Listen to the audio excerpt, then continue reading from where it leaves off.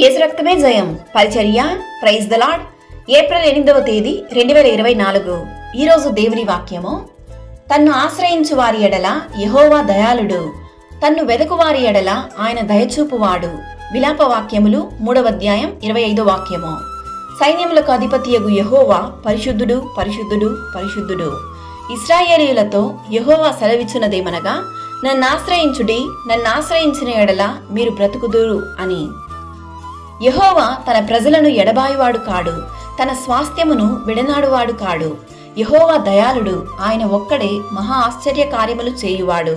యెహోవాను ఆశ్రయించుడి, ఆయన బలమును ఆశ్రయించుడి, ఆయన సన్నిధి నిత్యము వెదకుడి.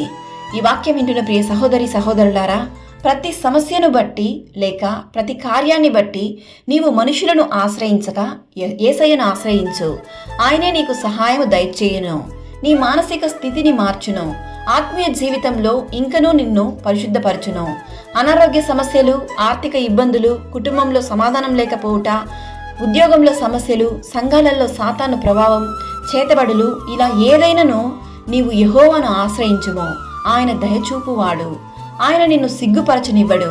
నీపై దయ చూపించి నిన్ను ఆశీర్వదించి దీవించును.